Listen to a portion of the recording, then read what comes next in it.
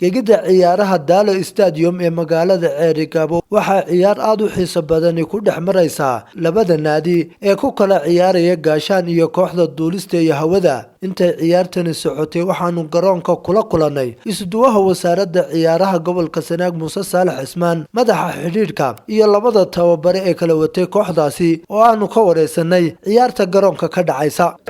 waxa weeyaan ciyaarihii horyaalka ee gobolka Sanaag hadda maanta waxay noo tahay waa maalintii saddexaad si habsamina way u socdaan.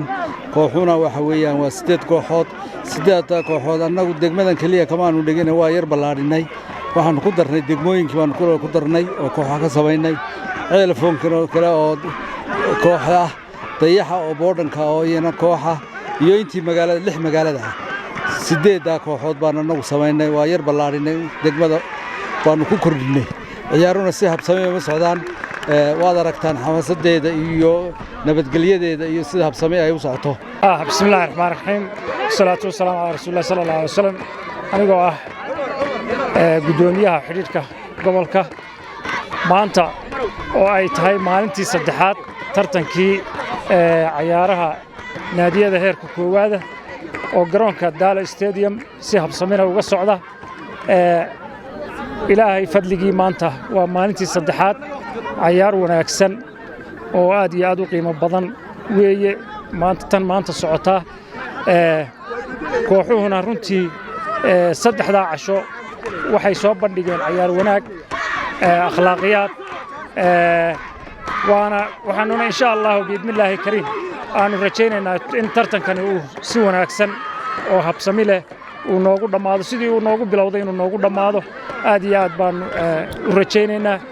waxaan nahay kooxda madaarada ee magaalada Ceerigabo koobka si habsami loo socda insha Allah galabtan waxaan ku haweenay inaan guuleysano hadii Allah wadin anagoo la ciyaarna dhigaya kooxda Gaashaan oo ah kooxda ciidanka qaranka iyo ah koox weyn oo aan la dhayalsan karin balse guusha labada dhinac midun bay raacday insha Allah galabta.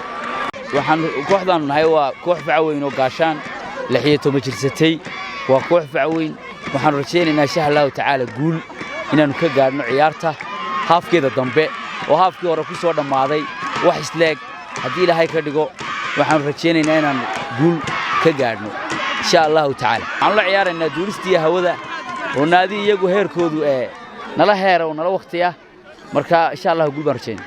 sidoo kale waxaa goobtaasi goobjoog ka ahaa saraakiil ka tirsan ciidanka qaranka Soomaaliland oo uu ugu horeeyo taliyaha ciidanka qaranka qaybta saddexaad General Muuse Jaamac Delef oo nala wadaagay dareenkiisa taageere oo uu hayo kooxdiisa Gaashaan.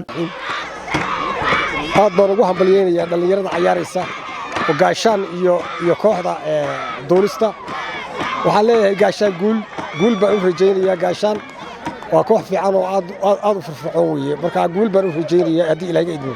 waa Cabdirasaaq Xaaji Axmed warbaahinta qaranka Soomaaliland magaalada Ceerigabo.